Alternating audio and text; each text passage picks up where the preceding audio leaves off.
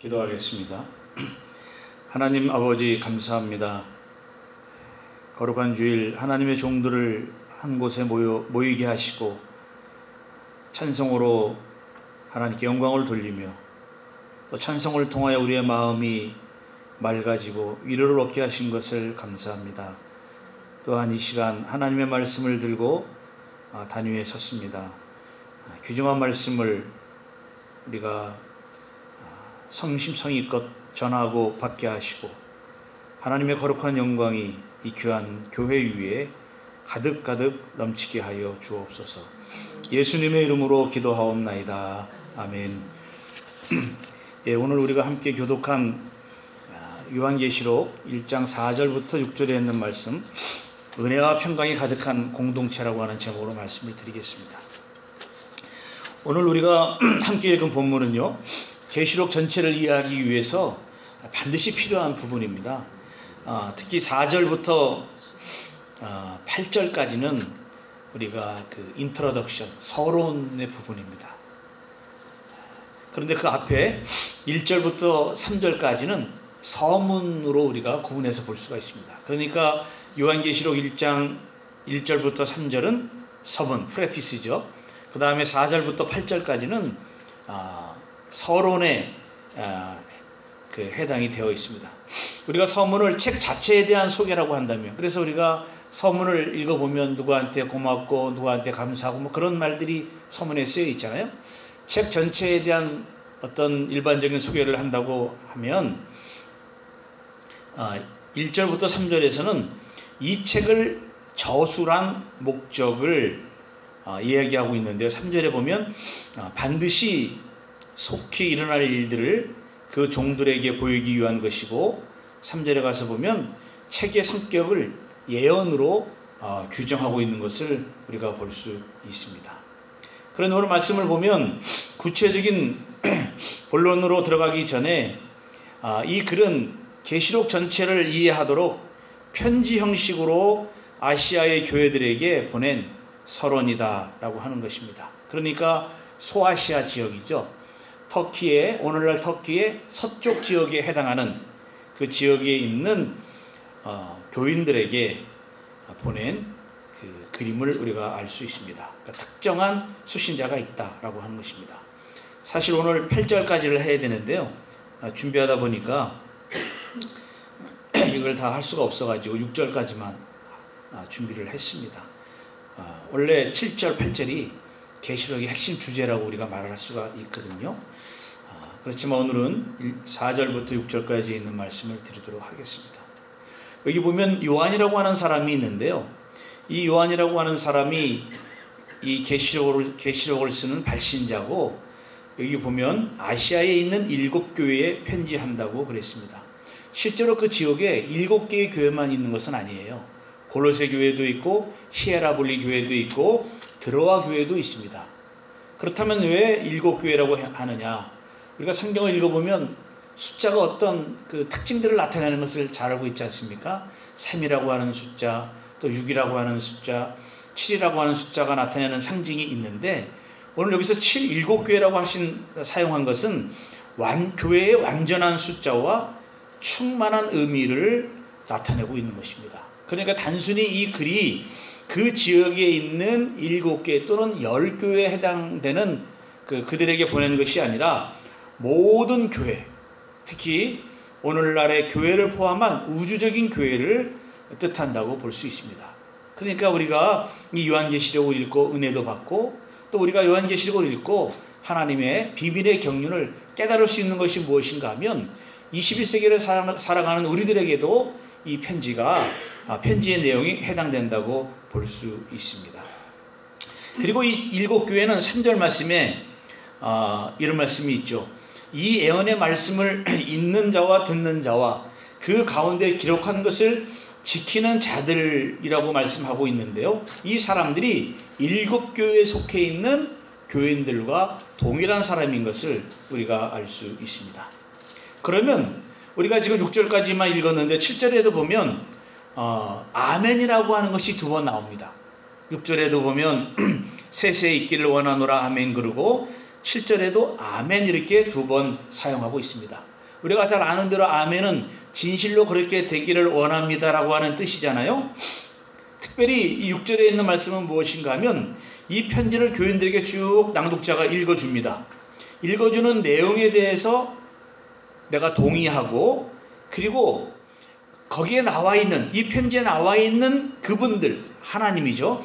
특별히 성삼위 하나님에 대한 찬양, 그리고 소개하는 그분들을 위해서, 성삼위 하나님을 위해서 살겠다고 다짐하는 약속이라고 하는 것을 우리는 알 수 있습니다. 그러니까 하나님을 찬양함과 동시에 우리는 그분들을 위해서 살아가겠습니다라고 하는 그 마음속의 의미로 아멘이라고 하는 것을 표현하고 있는 것을 우리가 알 수 있습니다.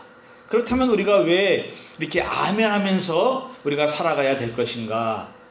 오늘 이 계시록의 편지가 전달되어서 이게 회람된, 돌려가면서 낭독되고 읽혀졌던 소아시아의 7개 도시는요, 특별히 로마 황제를 숭배하는 그런 중심지였던 것을 우리가 알 수 있습니다. 그래서 우리가 다니엘서를 보면 큰 평지에 그 상을 세워놓고 그 다니엘 보고 이렇게 절을 하라 하는 그런 것이 있지 않습니까? 그런 것처럼 도시에는 황제를 위한 신상과 동상이 세워져 있었고요. 그리고 동전에는 황제의 상이 새겨진 주화가 유통되고 있었습니다. 그리고 그 도시에는 신전이 있었고요. 그 신을 위한 기념비도 있었고, 그 신을 위한 축제들이 있었고, 그 신들을 위한 연설들이 있었고, 그리고 운동 경기들이 있었습니다. 오늘도 11월인가요? 12월, 1월쯤 되면 이제 NFL 파이널이 있잖아요. 그러면 뭐 이 미국 전체가 난리 나지 않습니까? 저는 별로 잘 몰라가지고 잘 못 보는데, 뭐 심지어는 어떤 교회는 전에 들어보니까 뭐 예배 시간도 땡겨서 드리다는 그런 교회도 들어본 적이 있어요. 왜냐면 끝나고 와서 빨리 봐야 되니까. 이제 그런 것들을 이제 통해 가지고 사람들의 어떤 그 오락에 탐닉하도록 만들고 있지 않습니까? 이 당시에도 역시 조금 전에 말씀드렸던 그런 것들이 로마 제국의 지배를 합법화하고 전파하는 오늘날의 어떤 그 방송의 역할, 미디어의 역할들을 했던 것을 우리가 알고 있고요. 그런 것들을 통해서 영향이 매우 크게 작용받았던 것이 그 시대였고 그 지역이었던 것을 우리가 알 수 있습니다. 그래서 또 한 가지는 무엇이 있는가 하면 그 지방에는 긴 역사를 가진 토착화된 어떤 그 제2 형태 미신들이 가득했습니다. 그래서 예를 들면 키벨레라고 하는 여신이 있었는데요. 이 키벨레라고 하는 여신을 그 제사를 드리는 그 제사장이 신전에서 짐승을 잡아서 죽일 때 피를 이렇게 몸에 이렇게 묻히게 됩니다. 그래서 나중에 우리가 계시록에 보면 이제 그런 내용들이 나오게 되는데요. 이 여신이 그 대지 여신일 뿐만 아니라 승리의 여신인데, 이 여신을 숭배하는 그런 제사가 있었고요. 그리고 황제 숭배와 이런 제사에 맞물려서 사람들이 충성심을 보여주기 위해서 자발적인 숭배에 참여했던 것을 우리가 알 수 있습니다. 우리가 저 사람에게 어떤 충성심을 보이려면 저 사람이 요구하지 않아도 내 쪽에서 뭔가 보여주는 모습이 있어야 되잖아요. 우리가 그렇지 않습니까? 우리가 어떤 사업을 하더라도 상대방의 마음을 얻기 위해서는 그냥 기다릴 수는 없잖아요. 내가 내 쪽에서 무엇인가 성의를 보여주어야 감동을 얻어서 이렇게 반응이 올 수 있지 않습니까? 근데 이 당시에는 이런 그 제국에 대한 충성심에 그 사람들이 몰입이 되었기 때문에요. 그런 것에 참여했던 것을 우리가 알 수 있었습니다. 그러니까 각 도시에 세워져 있는 신전들은 특별히 정치와 경제의 중심지였고요. 특히 이 당시에 상인들의 모임, 조합 같은 것이죠. 길드라고 하는 모임이 있었는데요.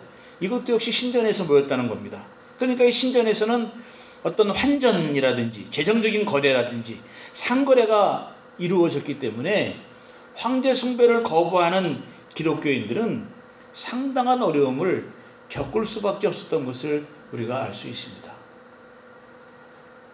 그러니까 예수님을 믿는 사람들은 장사도 해야 되고 직장도 다녀야 되고 이래야 되는데요. 상당한 제약이 많았어요.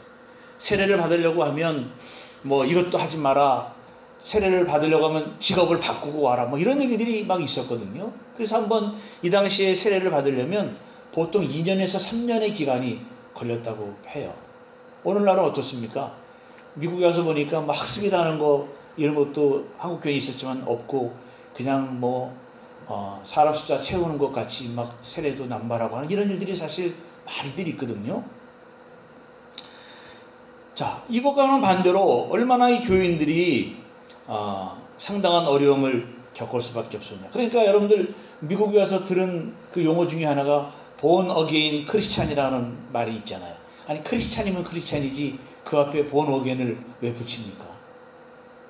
이미 크리스찬은 이미 다시 중생한 사람인데, 다시 태어난 사람인데, 그렇다면 이 용어 속에는 미국의 교인들 중에는 뭐라 그럽니까? 중생하지 않은 예수 그리스도를 자신의 주로 믿지 않는 사람들도 있다라고 하는 것이죠. 그러니까 문화적인 형태의 의미로 교회를 출석하는 사람도 있을 수 있다. 이렇게 우리가 생각해 볼 수 있는 것입니다. 그렇다면 오늘날 우리가 사는 이 세상은 어떻습니까? 특별히 미국에 있는 우리 한인교회는 우리의 인생 전체를 성경의 관점을 가지고 바라보거나 이 역사가 어떻게 흘러가는지 조명하면서 신앙인들이 어떻게 성경을 읽고 또 그것을 토대로 실천을 해야 할지 고민하고 또 토론하고 하는 그런 모습들이 있어야 되는데요. 이미 많은 교회들이 삶의 의미를 성찰할 능력을 상실해버린 그런 교회들이 되었던 것을 우리가 볼 수 있습니다.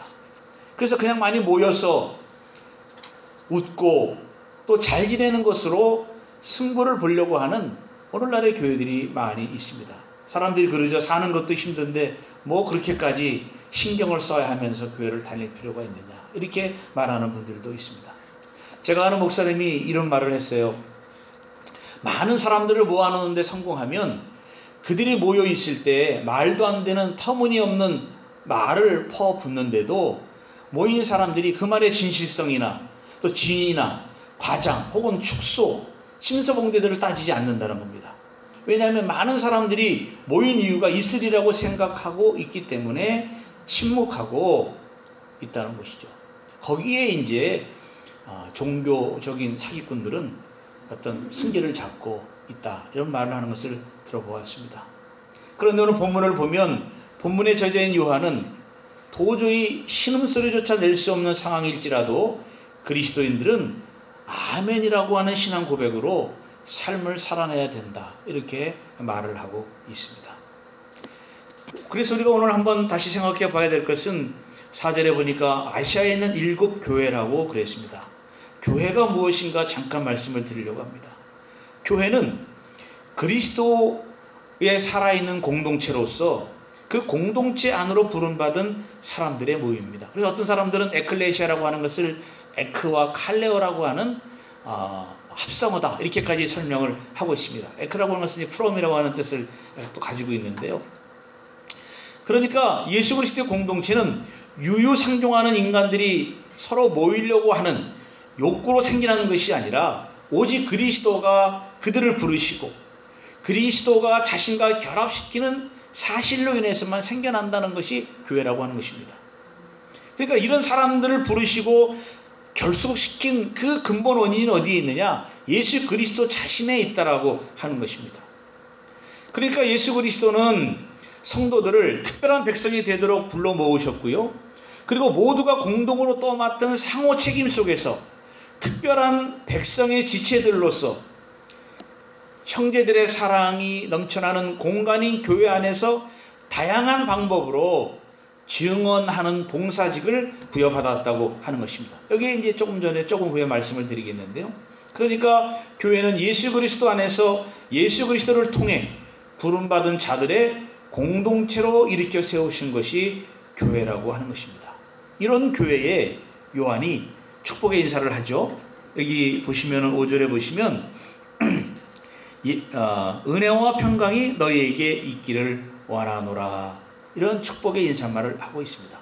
사실 이런 인사말은 우리가 다른 편지들도 보면 매우 유사하게 아마 갈라디아 정도만 빼고는 이 인사말들이 다 바울 편지에는 다 들어가 있는 것을 우리가 볼 수 있습니다. 그래서 전형적인 형태로 신학이 많이 발견이 되는데요. 얼마 전에 말씀드렸듯이 은혜는 헬라인들에 대한 그 인사법이고요. 샬롬은 히브리인들의 일반적인 인사말로 사용을 했는데요. 근데 오늘 여기 본문은 조금 다른 의미로 이것을 쓰고 있습니다. 다른 의미라기보다는 어떤 강조점이 좀 더 놓여져 있다라고 볼 수 있습니다. 왜냐하면 이것의 원천이 삼위일체 하나님에게서 비롯되어 있다라고 하면서 상당히 신학적인 의미를 우리들에게 더하여 주고 있습니다. 안타까운 것은 한글 성경을 보면 잘 발견을 하지 못합니다. 왜냐하면 한국어 성경을 보면은 여기 보면 5절 중간쯤에 보시면 말미암아 이렇게 하나만 남아 있잖아요. 그런데 우리가 영어 성경이나 헬라어 성경을 보면 from이라고 하는 단어를 3번 쓰고 있습니다. from 씁니다. Grace and peace to you from the seven spirits, from Jesus Christ. 이렇게 from이라고 하는 전치사, 헬라어는 아포라고 하는데요. 뭐뭐로부터의 번역이 되는 전치사를 3번 사용하고 있습니다. 그러니까 단순히 사도 요한이 은혜와 평강이 7교회에 있습니다 라고 소개하고 있는 것이 아니라 누구로부터 이 은혜와 평강이 오고 있느냐라고 하는데 그것은 하나님의 은혜로부터 그리고 7 영이신 성령으로부터 그리고 예수 그리스도로부터 은혜와 평강이 여러분들 교회에 임할 것입니다. 함께 계실 것입니다. 라고 이렇게 축복의 말씀을 주고 있습니다. 그러니까 계시록에서의 교회는 하나님의 은혜요. 또 이것이 우리가 그레이스라고 생각을 하고 있지만 은혜는 사실 선물과도 같은 것이거든요. 하나님으로부터 선물을 받은 교회인 것을 알 수 있는데 이 은혜의 특징, 이 선물의 특징이 무엇인가 하면 엄청나게 풍부하다고 하는 것입니다. 우리가 영어로 pour out이라는 용어를 쓰면 쏟아붓는 거 있지 않습니까? 쏟아붓는 그런 상태를 말씀해주고 있는 것이고요. 또 이 선물이라고 하는 은혜라고 하는 것은 상대방의 반응이 오기 전에 먼저 하나님이 주신다는 거예요. 하나님 은혜를 주십시오. 이렇게 갈구하기 이전에 이미 하나님께서 교회에 있는 공동체의 교인들에게 쏟아부어 주셨다라고 하는 것입니다. 마치 부모님 집을 방문한 자녀들에게 부모님이 하나라도 뭔가를 더 주려고 막 싸서 주는 것처럼 그런 모습처럼 부어주시는 것이에요. 그리고 샬롬은 하나님으로부터 무한한 은혜인과 동시에 하나님의 것을 갖다가 쓰는 것을 말하고 있는데요. 하나님과 원만한 관계가 이루어진 것을 또한 말씀하고 있습니다. 그렇다면 구체적으로 이 은혜와 평강이 어디서부터 오는가? 4절 상반절에 보시면 이런 말씀이 있습니다. 이제도 계시고 전에도 계셨고 장차 오실 이다. 이렇게 소개를 하고 있죠. 그러니까 요한은 하나님의 존재를 이제도 계시며 라고 하면서 과거의 존재보다 현재의 존재를 더 강조하고 있습니다. 우리는 보통 과거, 현재, 미래 이렇게 사용을 하고 있잖아요. 그런데 본문에서는 이제도 계시며라고 하고 있습니다. 그것은 상당히 지금 이 소아시아에 있는 교회의 현실을 반영한 내용인 것을 우리가 알 수 있습니다. 우리가 많은 사람들이 좀 은혜 받은 것을 좀 얘기해 보십시오. 그러면 과거의 것을 사실 많이 얘기하고 있잖아요. 기억을 많이 하고 있지 않습니까?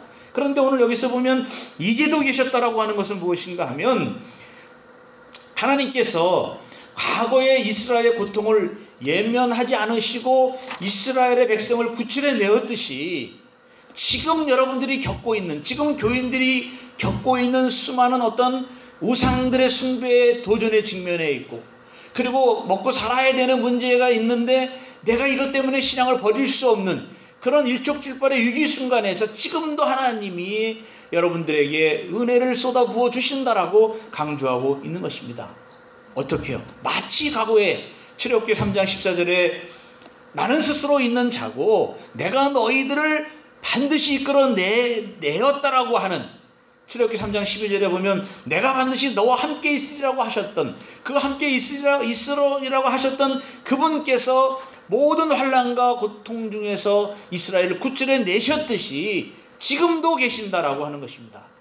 또 한 가지는 무엇입니까? 지금도 계신다라고 하는 것은 현재의 역사를 이끌어 가시는 분이 바로 하나님이다라고 하는 것입니다. 그러니까 사실 얼마나 어렵겠어요. 지금은 우리가 그런 어려움을 잘 모르지 않습니까? 그런데 일본 기독교 역사를 보면 후미에라고 하는 게 있습니다. 후미에. 아마 뭡니까? 침묵이라고 하는 소설을 보면은요, 일본 기독교인들에게 배교를 강요합니다. 근데 어떻게 강요를 하냐면은요, 이 바닷가 모래밭에다가 예수님의 얼굴을 그려놓고요, 요것을 밟게 합니다. 사람들에게. 이걸 후미에라고 그러는데요. 근데 어떤 사람은 그냥 밟고 지나갑니다. 살아야 되니까. 그냥. 근데 조금이라도 신앙에 꺼리낌 있는 사람들은 정면으로 밟지를 못하고 옆에를 이렇게 살짝 밟는 거예요. 이렇게. 근데 그 일본 사람들이 그걸 또 보는 거예요. 너 왜 정면으로 이렇게 밟지 않고 겉에만 이렇게, 너 진짜로 배교하는 거 아니다. 이렇게 해서 이 사람들을 죽이고 그랬거든요. 근데 침묵의 그 마지막 장면에 보면 이 모래사장에 있는 예수님 얼굴에서 그 소설가가 얘기를 합니다. 밟으라는 거예요. 이 고민하는 사람에게. 내가 네 마음 다 알고 있다 하는 식으로 상당히 그 신앙의, 우리 집사님 아까 기도하셨듯이 신앙의 고민을 가져오게 하는 그런 순간을 얘기하고 있거든요. 얼마나 고통 속에 있겠습니까? 내가 이거를 이 사람들의 말대로 하지 않으면 내 생업이 끊어질 수도 있는데, 그럼에도 불구하고 이제도 계신 하나님께서 하나님의 은혜와 평강이 있기 때문에 능히 그 시간들을, 그 사건들을, 그 위기들을 이길 수 있다. 이렇게 지금 격려해주고 있는 거예요. 그리고 장차 오실이라고 하는 것은 단순한 존재가 아니라 자신의 구속사역을 완성하기 위해서 종말의 시기에 역사 속으로 오신다라고 하는 것이죠. 그러니까 하나님께서 그냥 이 세상을 만들어 놓으시고 모른 척하고 있는 것이 아니라 시간 속으로 들어오셔서, 그러니까 우리들의 시간 속이죠. 우리들의 시간 속으로 들어와 계셔서 활동하고 계신다라고 하는 것입니다. 지금의 교회도 마찬가지입니다. 마치 하나님이 안 계신 것 같아서 우리가 활기가 없고 생기가 없는 것처럼 보이는 것 같지만, 하나님은 시간 속으로, 공간 속으로 이 교회에 들어오셔서 역사하고 계시다라고 하는 것을 성도들에게 말씀해주고 있는 것입니다. 더 나아가는 것은 무엇입니까? 단순히 오는 것이 아니라 불의한 세상을 심판하시고 폭력과 불의를 완전히 끝내시겠다고 하는 하나님의 오심을 말씀하고 있습니다. 따라서 성도들은 지금 당장 고난을 주는 세력에 의해서 엄청난 위기 속에 있고 흔들리는 신앙과 삶이지만, 오히려 역사를 통치하시는 하나님을 의지할 수밖에 없음을 우리들에게 보여주고 있습니다. 두 번째로는 뭐라 그럽니까? 그의 보좌 앞에 있는 일곱 영이라고 말씀하고 있습니다. 보좌는 하늘에서 통치권을 행사하고 있는 것을 나타나고 있는데요. 일곱 영은 스가랴서 4장 1절과 14절을 해석하는 데서 우리가 의미를 찾아볼 수 있습니다. 스가랴 4장 2절에 보면 그 기름 그릇 위에 일곱 등잔이 있으며, 10절에 보면 이 일곱은 온 세상에 두루 다니는 여호와의 눈이라 이렇게 말씀하고 있는데요. 이것은 하나님이 안 계신 것이 없다는 현재성과 온 세상을 주관하시는 하나님의 주권을 뜻하고 있습니다. 역시 일곱이라고 하는 완전수를 얘기하고 있죠.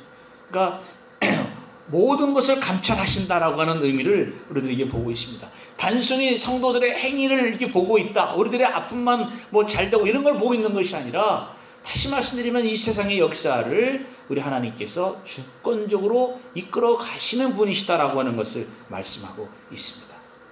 그래서 스가랴 4장 6절에 보면 수르바벨에게 그런 말씀을 하죠. 만군의 여호와께서 말씀하시되 이는 힘으로 되지 아니하며 능력으로 되지 아니하고 오직 나의 영으로 되느니라 말씀하고 있습니다.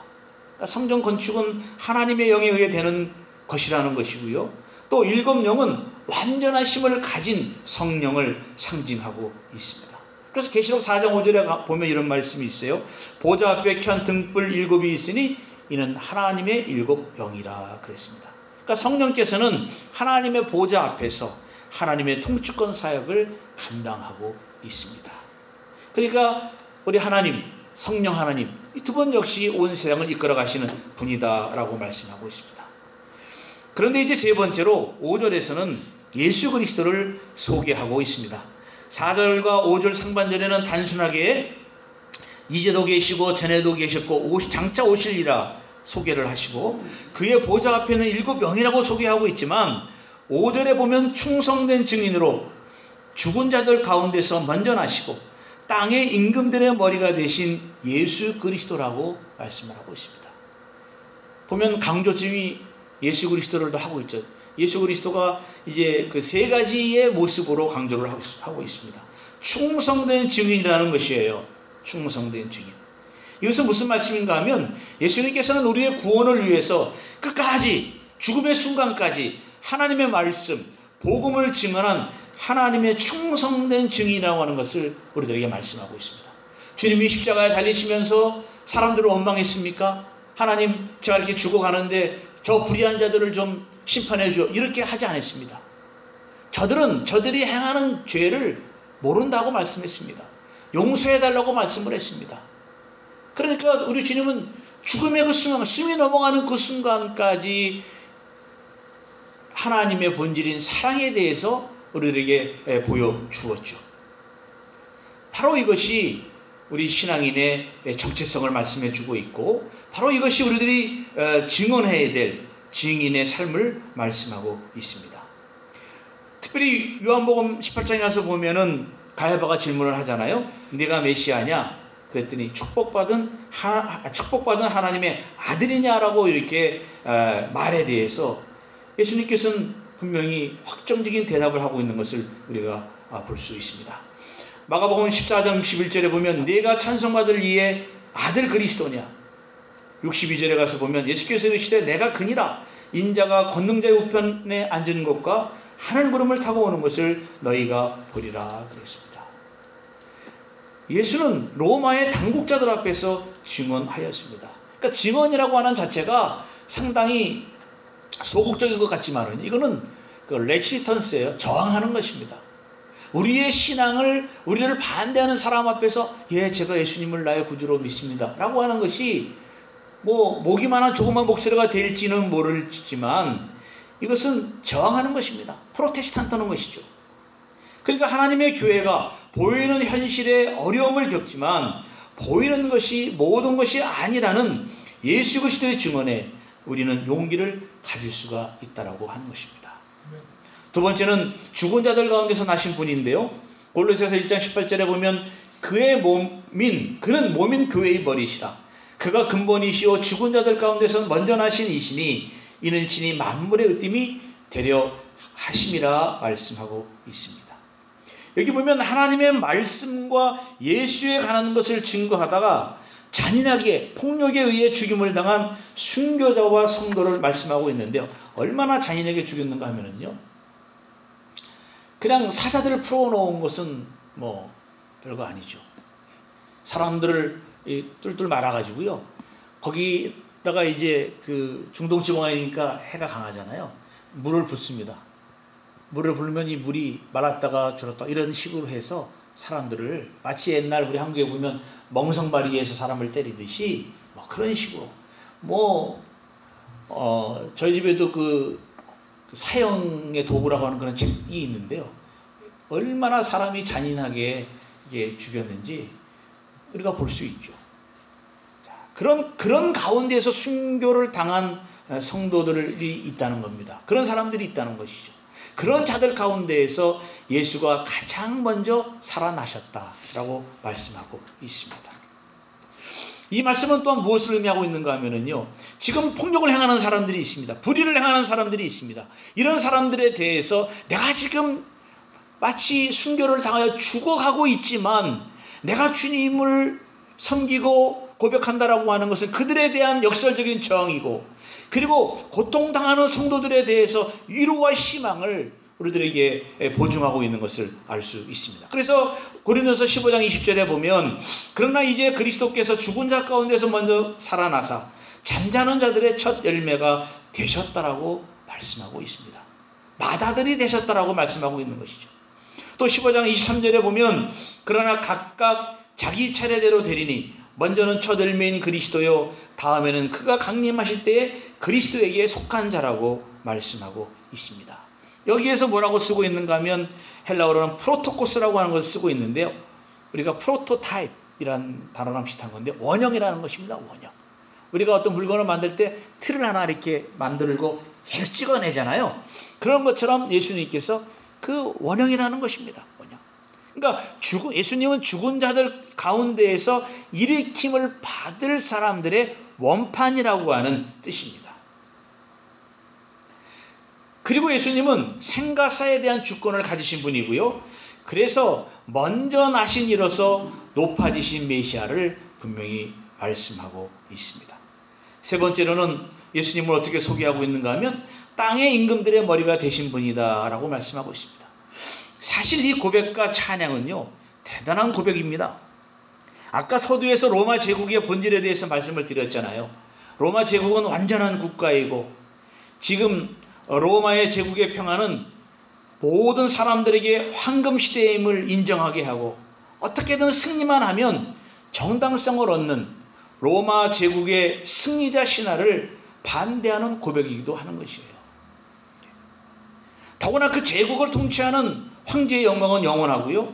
그가 온 세상의 주라는 불면의 신화에 대해서 이 당시 예수 믿는 사람들은 그게 아니다. 독일어로 말씀드리면 nine이죠. 영어로 말씀드리면 no라고 하는 것이죠. 이렇게 표현하고 있는 것입니다. 왜 그런가 하면 심지어 네로 같은 사람은요. 살아있는 신으로 추앙받기를 원했거든요. 도미티안, 지금 이 요한계시록이 쓰여졌을 때 상황은 AD 한 95년이나 96년에 쓰였다고 보았을 때 이제 도미티안 황제 때 시기로 좀 보고 있거든요. 그래서 어떤 사람들은 이 계시록에 나타나는 환란이 뭐 대대적인 환란이 있다 없다 이런 논쟁들이 사실 있지만 어찌됐건 예수 믿는 사람들이 상당히 생계를 위협받고 목숨이 위협받을 정도로 고통을 겪고 있었는데요.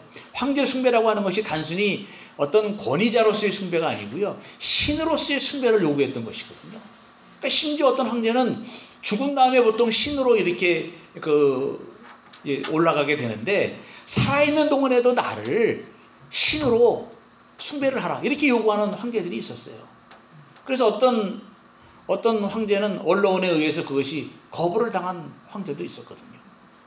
그러니까 우리들이 지금 생각하는 것과는 사실 굉장히 좀 다르죠. 그러니까 이런 상황 속에서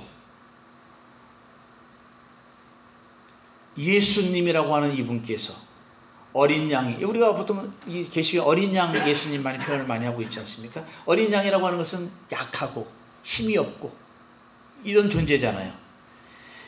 이런 제국의 폭력에 희생당한 예수님 어린 양이 이 땅에 있는 모든 임금들의 머리라고 주장을 하고 있는 거예요. 여기서 땅이라고 하는 것은 세상의 세력을 상징적으로 나타내고 있고요. 이 땅의 세력의 배후는 사탄의 영향 아래 있는 것을 보여주고 있습니다. 그 모습이 불의함과 부정직함 그리고 폭력적인 지배 정책에서 볼 수 있는 것을 우리가 알 수 있죠. 여기에 대해서 초대교회 성도들은 예수를 그리스도 주라고 고백을 했다고 하는 것이에요. 그런데 심지어는 어떻게까지 고백을 했는가 하면 그냥 예수님은 주입니다. 이렇게 한 것이 아니고요. 빌립보서 2장 9절에 보면 이러므로 하나님이 그를 지극히 높여 모든 이름 위에 뛰어난 이름을 주사 하늘에 있는 자들과 땅에 있는 자들과 땅 아래에 있는 자들로 모든 무릎을 예수의 이름에 꿇게 하시고 모든 입으로 예수 그리스도를 주라 시인하여 하나님 아버지께 영광을 돌리게 하셨느니라 그랬습니다. 이거는 우리들이 생각하는 어떤 그 머리의 상상 속에서 나오는 찬양이 아닙니다. 실질적인 위협 속에서 나온 찬양이에요. 에베소 1장 20절에 보면 또 이런 말이 있죠. 그의 능력이 그리스도 안에서 역사하사 죽은 자들 가운데서 다시 살리시고 하늘에서 자기의 오른편에 앉히사 모든 통치와 권세와 능력과 주권과 이 세상뿐 아니라 오는 세상에 일컫는 모든 이름 위에 뛰어나게 하시고 또 만물을 그의 발 아래에 복종하게 하시고 그를 만물 위의 교회의 머리로 삼으셨느니라. 이렇게 초대교회 성도들은 예수님을 고백을 했습니다. 그러니까 고백이 단순히 그냥 어떤 사랑의 고백처럼 하는 것이 아니라 찬양시예요. 그러니까 오늘 여기 4절과 5절, 6절에 보면 이것이 우리가 그냥 문자로 나와 있지만 찬양입니다. 찬양. 우리가 아까 예배 시작할 때 우리가 찬양을 한 경험을 돌듯이 글로 된 찬양이에요. 이것을 읽음으로써 하나님에 대한 찬양을 하고 있는 것이죠. 그래서 여러분 성도들은요. 현재 당하고 있는 현실의 삶에서 삼위일체 하나님이 주시는 선물 때문에, 은혜 때문에 사탄의 세력과 도발은 실패하고 철저하게 예수 그리스도의 주권에 있다고 하는 것을 인정하는 것뿐만 아니라 오히려 소극적으로 피해 도망가고 하는 것이 아니라 찬양하는 삶으로 발전해 가라고 사도 요한은 우리들에게 요구하고 있습니다.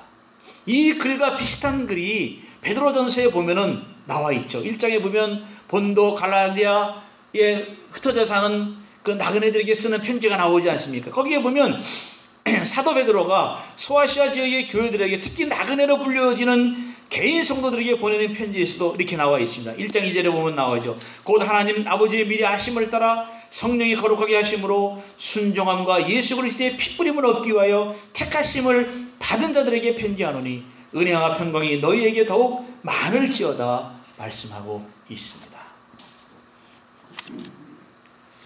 여러분, 그렇다면 21세기 현재를 살아가는 우리의 교회가 해야 될 사명이 무엇인가? 적용에 대해서만 말씀을 드리도록 하겠습니다.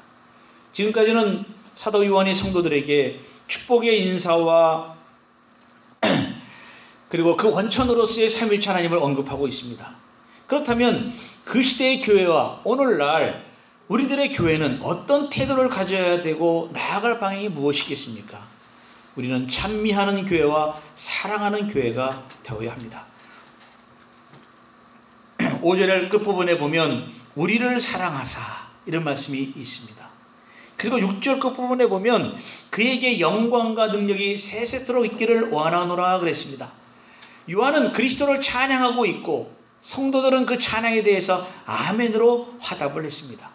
그래서 본문의 이 노래는 오직 그리스도에게만 바쳐진 영광송입니다. 무엇을 우리가 찬양합니까? 그리스도의 구속사역을 찬양하는 것입니다. 요즘은 그리스도의 구속사역을 굉장히 쉽게 당연하게 여기고 있습니다. 별로 이렇게 고민하지 않잖아요. 18세기만 해도 미국은 굉장히 고민을 많이 했습니다. 어떻게 하면 구원을 얻을 것인가? 어떻게 하면 구원받은 자의 삶이 나타날 것인가 고민을 했거든요. 그래서 멤버십으로 받아들이는데 굉장히 조건을 까다롭게 했습니다. 공개적인 구체적인 회심의 열매가 있지 않으면요. 그 노스햄튼 같은 지역 같은 데에서는 그 조나단 에드워드가 목회했던 지역에서는 그 멤버십으로 받아들이질 않았습니다. 그런데 이게 참 교회라는 것이 조직이 생기다 보니까 이 오묘한 게 뭔가 하면은요. 사람들이 많다 보면 우리 지난주에도 이런저런 얘기를 하셨지만 정치라는 것이 생기게 됩니다. 사람 숫자가 많아지고 적어지고 이런 것들이 생기다 보니까요. 이제 어려서 유아 세례를 받은 사람들이 커서 이제 입교를 해야 되는데 이 청년들이 벌써 미국이 많이 발전이 돼가지고요. 18세기만 돼도 거의 예수를 많이 안 믿었습니다. 사람들이 그 당시만 해도. 그럼 회개의 열매가 있고 그 신앙의 고백이 있어야 되는데 그럴 만한 청년들이 없는 거예요. 그러니까 멤버십이 안 되니까 교회는 청년들이 나오지만 멤버십이 가져야 될 어떤 걸 행사를 못하게 되니까 상당히 고민이 많잖아요. 그래서 뭔가를 하냐면 하프 커버넌트라 그래서 전에는 양가 부모가 다 예수를 믿고 고백해야 그 유아 세례를 주었는데 한쪽만 믿어도 된다. 한국 교회는 이제 그렇게 하고 있잖아요. 전다. 그리고 그런 구체적인 신앙의 그 회심의 열매가 없어도 고백하면 우리 다 회원으로 받아들이자. 이렇게 했거든요. 그리고 강단에서 목사들이 회개하라 막 이렇게 이런 책망 어린 설교를 하면 저 뒤에 앉아있는 돈 많은 부자들은 나중에 목사를 만나자고 그러죠. 만나자고 그래서 목사님 너무 설교 시간에 이렇게 좀 세게 이렇게 그런 말씀 하시지 말라고 조금 좀 줄여서 하라고. 그런 얘기들이 있었어요. 그래서 조나단 에드워드가 이제 그런 게 반대해서 주장하다 결국 교인들에 의해서 쫓겨나거든요. 참 미국 사람은 희한한 게요. 근데 이제 목사를 못 구하잖아요. 없잖아요. 목사가 이제 조나단 에드워드가 이제 그 퇴출당했잖아요. 교회에서. 목사가 없어요. 당장 못 구하잖아요. 참 뻔뻔한 건지 어쩐지 모르겠지만 조나단 에드워드를 찾아갑니다. 목사님 새로 모실 때까지 설교해달라고. 그런 일이 있는데요. 자, 이거 보십시오. 상당히 우리가 쉽게 생각을 한단 말입니다. 그러니까 입으로 시인하여 구원에 이르게 한다고는 말씀이 있지만 마치 그저 확신만 가지면 구원에 이르는 것처럼 말하지만 선물로 주신 하나님의 구원은요. 오늘날 성도들에게 엄밀하고 진지한 반응을 분명히 요구하고 있습니다. 우리에게 주신 사랑의 선물은 우리로 하여금 어떤 존재가 되도록 부르셨고, 그것을 위해 교회와 성도는 최선을 다하도록 부르셨습니다. 그래서 우리는 교회와 성도들이 우리를 구원한 예수 그리스도의 사랑을 찬양해야 되는 것이에요. 그래서 그리스도는 개인적인 죄에서 해방시킨 것만이 아니라 구조적인 죄에서도 해방의 의미를 가지고 있기 때문에 우리를 죄에서 해방시킨 그리스도의 속죄의 피를, 우리를 자유케 하신 그분을 위해서 찬양하는 것이 우리 성도들의 제일된 목적이며 삶인 것을 우리가 알아야 하겠습니다. 주님의 사랑은 조건이 달라지면 변해버리는 일시적인 사랑이 아닙니다. 로마 제국주의의 이교적인 문화와 강압적인 조건 가운데에서도 그들의 삶의 조건들이 다 사라져버려도 주님은 그들을 항상 사랑하고 있음을 그들은 알았기 때문에 고백을 했습니다. 그래서 이러한 주님의 사랑은 과거에는 교인들을, 성도들을 속죄의 죽음으로 주님의 죽음이 이끄셨다고 한다면, 미래에는 우리를 위해 악의 세력을 물리쳐 주신다고 하는 그 사랑을 말씀하고 있습니다. 그래서 성도들이 그리스도를 위해 희생을 당하면서도 기꺼이 충성할 수 있었던 것은 무엇입니까? 바로 그리스도의 사랑 때문에 그리할 수 있었습니다. 빌리그레암 목사는 이런 말을 했다고 합니다. 성령은 우리의 죄를 깨닫게 하시고 하나님은 우리를 심판하신다. 그리고 내가 할 일은 사랑뿐이다 라고 말을 했다고 합니다. 그리고 그리스도의 피로 우리를 자유케 해주신 결과 우리는 그분의 나라와 제사장 직분에 참여시켜 주셨습니다. 여기 5절과 6절에 보시면 그의 피로 우리 죄에서 우리를 해방하시고 그의 아버지 하나님을 위하여 우리를 나라와 제사장으로 삼아 주셨다라고 말씀해 주고 있습니다. 완전한 자유인으로 만들어 주셨습니다. 그래서 본문 6절은요, 출애굽기 19장 6절을 인용하고 있는 거예요. 너희가 내게 대하여 제사장 나라가 되며 거룩한 백성이 되리라. 이런 말씀입니다. 바로 이 말씀이 어떻게 보면 모세오경의 가장 핵심적인 핵심 구절이에요. 이 출애굽기 19장 4절부터 5절, 6절의 말씀이 가장 핵심된 말씀이죠. 그리고 모세오경 가운데서 가장 중요한 성경이 무엇인가 하면 출애굽기도 있을 수 있겠지만 가장 가운데 있는 레위기를 가장 중요한 성경으로 보는 분들도 있습니다. 그래서 너희가 내게 대하여 제사장 나라가 되며 거룩한 백성이 되리라. 또 이것은 이사야 61장 6절인데요. 오직 너희는 여호와의 제사장이라 일컬음을 받을 것이라 그랬습니다. 왜 우리를 제사장 나라를 삼았을까요? 왜 우리를 거룩한 백성이 되게 하였을까요? 그 목적이 있다라고 하는 것입니다. 이것은 단순히 신분 상승이 이루어져서 자기의 유익을 누리는 것이 아니라 우리를 통해서 하나님의 축복을 흘려보내는 축복의 통로, 축복을 유통시키는 역할을 맡기 위해서 하셨다라고 하는 것입니다. 이것은 창세기 12장 1절 하나님께서 아브라함을 부르셔서 그로 말미암아 축복의 사람이 되게 만드셨던 것처럼 우리를 통해서 이방인에게 하나님이 이루신 구속의 은혜를 중개하고 하나님의 왕적인 통치를 드러내는 통로로 성도들을 부르셨고 그 전초 기지로 교회를 만드셨고 이루셨다고 하는 사실에서 우리가 알 수 있습니다. 그래서 오늘날 교회는 구약시대의 대제사장 역할을 하는 새로운 출애굽 공동체의 모습이 되어야 합니다. 새로운 교회 공동체는 권력을 가진 소수의 권세자만이 대우를 받고 다수의 사람들은 변두리로 밀려나는 로마 제국과는 달라야 하는 것입니다. 모든 사람이 평등한 권리를 가지고 참여하는 공동체가 되어야 하는 것이고요. 이것을 위해서 교회는 사회적인 배경과 기준에 의해서 압력을 받고 타협하게 하는 것들에서 교회는 신실하게 저항해야 하는 것이에요. 그리고 제사장 역할은요, 화목하게 하는 역할입니다. 그래서 신실한 자들에게는 더욱 인내하게 하고 약한 자들에게는 타협을 경고함으로써, 세상과 타협하지 말라는 것이죠. 타협을 경고함으로써 주님의 핏값으로 사신 교회의 정결함을 지켜야 하는 것이에요. 아까 그리스도에 대해서 말씀을 드렸을 때 충성된 증인이라고 말씀을 드렸잖아요. 마찬가지로 우리 교회는 예수 그리스도의 죽음으로 증인의 사명과 사역을 이루셨던 것처럼 우리를 제사장으로 부르셨다고 하는 사실은 예수 그리스도처럼 죽음으로 증인의 삶을 이루어야 한다. 주님이 하셨던 증인의 발자취, 삶의 발자취를 따라서 살아가야 된다라고 하는 것입니다. 미국의 유명한 작가인 바바라 브라운 테일러라고 하는 작가가 있습니다. 이분이 이런 말을 했어요. 한번 들어보세요. 우리는 정보의 홍수 속에 살고 있어서 미디어는 너무 많은 정보를 쏟아냅니다. 교회도 마찬가지입니다. 정작 우리에게 필요한 것은 성육신을 삶으로 받아들이고 그대로 살아내는 것입니다. 주님은 모래처럼 메말라버려 너무나도 절절하게 생명의 빵을 필요로 하던 이들을 살리셨습니다. 이들에게는 하나님을 정보로만 아는 것이 필요하지 않습니다. 공동체인 교회의 성도들의 몸으로 살아내는 모습으로 하나님 자체를 알기를 원한다라고 말을 하고 있습니다. 몸으로 살아내는 공동체가 되어야 된다. 그래서 5절 6절의 말씀대로 사랑과 화목의 증인으로 교회는 존재해야 됩니다. 현대의 교회는 말씀에 체험 없는 껍데기 신앙인의 자리를 차지하고 있어서 교회는 많은 영적인 문제를 노출시키고 있습니다.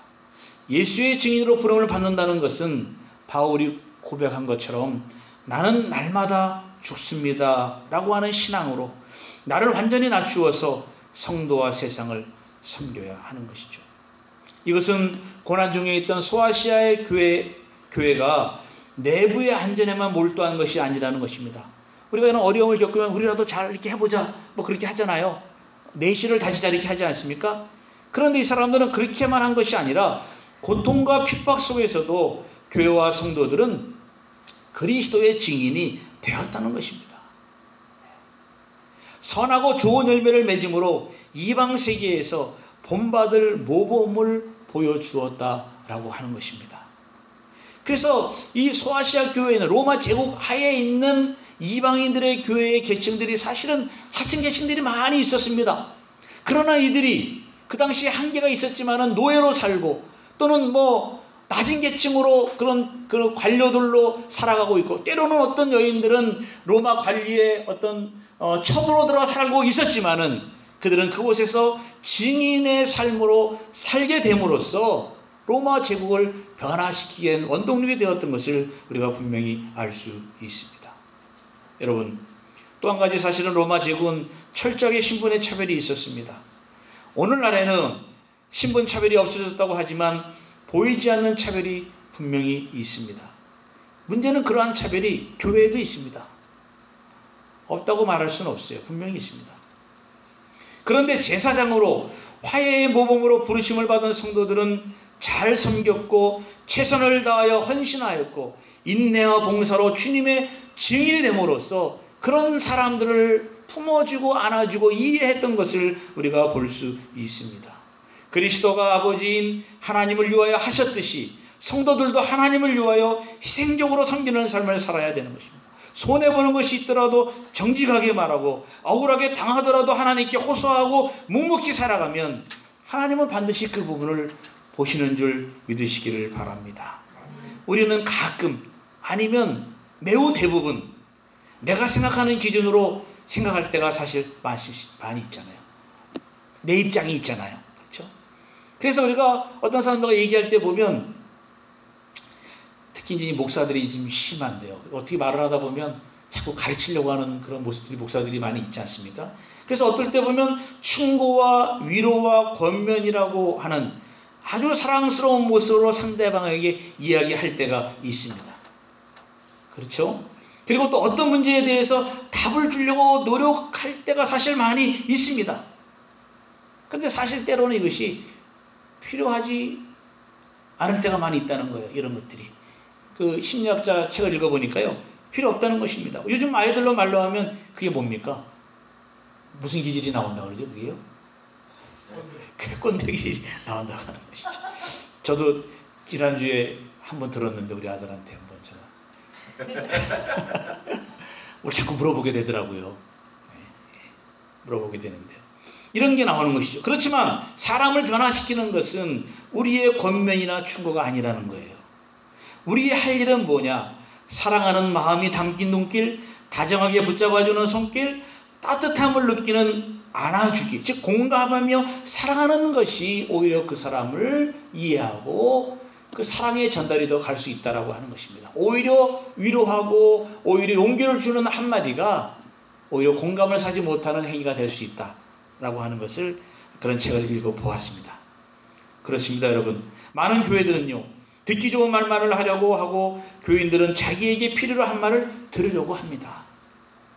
이런 것들은 보기에 좋아 보이는 현상을 만들었습니다. 아까도 말씀드렸지만 보기에 좋은 것이 다 좋아 보이는 것은 아닙니다. 무엇입니까? 어떤 그릇에 어떤 내용이 담겨 있느냐가 중요한데 요한은 분명히 말을 합니다. 고난과 박해 속에 있는 성도들을 하나님의 특별한 자들로 삼아 주셨다고 한다면 성도들은 하나님의 특별한 자들로 삼아 주신 하나님의 뜻을 세상에 나누어 줘야 되기 때문에 고난과 핍박이라는 사람들이 외면할 수밖에 없는 그릇에 소수의 선택받은 자들이 주님의 피로 말미암아 구속받은 평화의 복음이 그것에 담겨 있다라고 하는 것입니다. 우리가 핍박을 받고 고통을 받고 사람들은 그 길을 안 가려고 하지만 우리는 그런 그릇 속에서 그런 환경 속에서 주님이 죽음으로써 증언하셨던 평화의 복음을 담고 그것을 세상에 나누어 주는 것이 우리들의 할 일이라고 하는 것입니다. 오늘 여기 모인 우리들도 생각해야 될 것도 많고 또 기도할 것도 많으리라고 생각을 합니다. 다만 한 가지 들을 수 있는 것은 눈에 보이는 현상 때문에 실망하지 말아야 된다라고 하는 것입니다. 왜냐하면 하나님의 나라는 숫자에 있지 않다고 분명히 알 수 있습니다. 저도 이제 목사가 된 지 지금 몇 년째죠? 25년째 된 것 같습니다. 25년째 됐는데요. 이렇게 많은 목회를 하진 않았지만 이렇게 목회하는 후배들을 보면 그런 얘기 합니다. 너무 그렇게 실망하지 마라. 그리고 또 잘하시는 잘 되는 분들이 있잖아요. 또 너무 그렇게 잘 된다고 또 우쭐하지 마라. 이게 참 오묘한 게 뭔가 하면 잘 될 때도 있고요. 안 될 때도 있습니다. 목회를 하다 보면 사람들이 나 할 때는 아주 그냥 죽을 썼는데 후임으로 온 사람이 또 아주 그냥 열매를 맺는 분이 또 있습니다. 그거 생각하면 안 되거든요. 제가 목회했던 그 몬트레이 지역의 어떤 교회도 그 선배님이 그런 말 하더라고요. 자기가 목회할 때는 정말 거기는 비지팅 하는 사람들이 꽤 많이 오거든요. 굉장히 많이 와요. 안 오더래요. 18년을 목회하고 한국으로 가신 분인데요. 근데 또, 자기 할 때는 좀 많이 왔었대요. 많이 왔었는데, 뒷부분에 오신 분은 또, 많이 또 안 오고 막 그러거든요. 그러니까 이것 때문에 너무 실망하지 말라라고 하는 것입니다. 하나님의 나라는 한 사람의 헌신에 있고, 한 사람의 섬김에 있습니다. 하나님의 나라는 한 사람의 증언에 있습니다. 하나님의 나라는 이와 같은 사람들이 모인 제사장적 공동체의 능력으로 역사하고 있는 사람들 속에 있는 것을 우리가 알아야 됩니다. 그래서 여러분, 오늘 이 교회력으로 마지막 주일이거든요. 오늘이 마지막 주일입니다. 이제 다음 주는 대강절 시작이 되잖아요.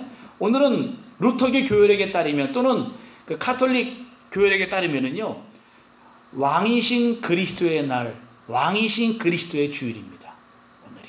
그래서 이 본문도 그렇고 또 요한복음 18장 본문에 가서 보면은 교회력에 나와 있는 그 본문이거든요.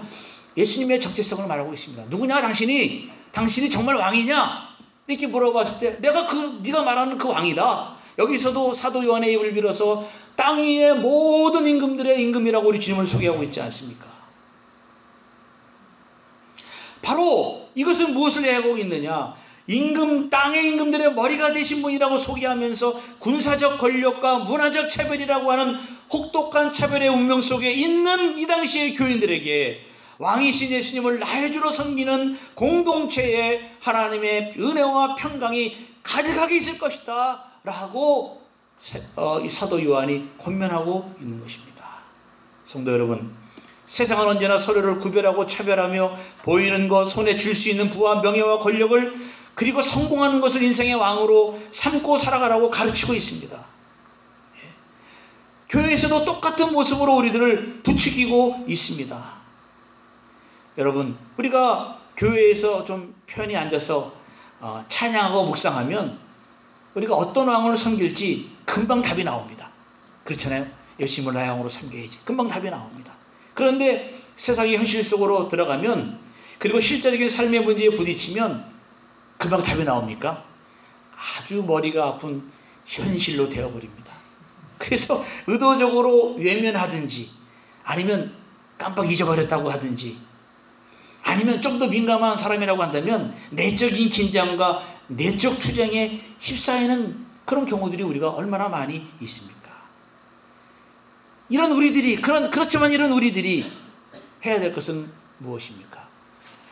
하나님의 건강한 공동체를 위해서, 하나님이 쏟아부어 주시는 은혜와 평강의 공동체를 위해서 모여야 하는 것입니다. 때로는 흔들리지만, 때로는 내 자신의 신앙을 자책하지만, 그래도 모여야 하는 것입니다. 왜냐하면 어떤 사람은 그럽니다. 내가 온전한 교회를 찾는 사람들이 있잖아요. 그런 분들에게서 그런 말을 합니다. 찾다가 그냥 인생 끝나는 분들이 많이 있죠. 못 찾습니다. 찾을 수 없어요. 온전한 교회를 찾으려고 기다리다 영원히 지쳐버리기보다는 성삼위일체 하나님께서 교회를 통해 초청하시는 은혜와 평강의 잔치에 우리를 부르셨기 때문에 하나님의 교회에 불러야 하는 것입니다. 눈에 보이는 교회가 아무리 타락하고 좋아 보이지 않는다고 할지라도 서두에 말씀드렸던 우주적인 교회, 하나님이 통치하시는 그 교회는 살아있기 때문에 그렇습니다. 그러므로 우리는 성삼일체 하나님이 주시는 은혜와 평강이 가득하여 불화와 싸움으로 가득한 세상에 막힌 담을 헐고 평화의 다리를 건설하는 제사장으로 부르신 부르심에 감사하시면서 찬양하는 이번 주간이 되시기를 바랍니다. 그리고 그분을 위해서 내 인생을 사용하겠습니다. 하나님 영광 받으시옵소서. 아멘 하는 그런 고백의 공동체가 되시기를 주님의 이름으로 축복합니다. 네, 기도하겠습니다. 하나님 아버지 감사합니다. 은혜가 풍성한 하나님께서 여기 모인 주님의 종들의 사정과 형편을 아시고 축복하시고 인도해 주시리라 믿습니다. 주님의 인도하심 따라 여기까지 오신 주의 종들을 축복해 주시고 주님의 말씀대로 진지하게 살려고 노력하는 주의 종들에게 하늘의 은혜와 은사를 허락해 주시옵소서. 우리는 때로는 연약하여 쓰러지고 번민과 고민에 빠질 때가 많이 있습니다. 그럴 때 겸손히 있는 그 자리에서 무릎을 꿇고 또는 의자에 앉아서 머리를 숙여 주님을 묵상하며 그분을 위해서 피를 흘렸던 수많은 순교자들의 모습을 기억하게 하시고 주님은 끝까지 죽음의 순간에서도 삶을 원망하지 않고 사람을 원망하지 않았던 사랑의 모습을 보였던 것처럼 우리들도 세상을 원망하거나 또는 불평하지 아니하고 주님께 감사하며 찬양하는 주님의 종들이 되게 하여 주옵소서. 예수님의 이름으로 기도하옵나이다. 아멘. 지금은 우리 구주 예수 그리스도의 은혜와 하나님 아버지의 무한하신 사랑하심과 성령 하나님의 인도하심과 교통하심과 충만하신 역사가 은혜와 평강의 공동체를 이루기를 원하는 사랑하는 주의 종들의 머리 위에와 가정과 또 자녀들과 나가는 직장과 행하는 사업 위에 그리고 저들의 장래 위에 기도 제목 위에 주님의 핏값으로 사신 몸된 교회 위에 지금부터 영원토록 함께 있을지어다. 아멘.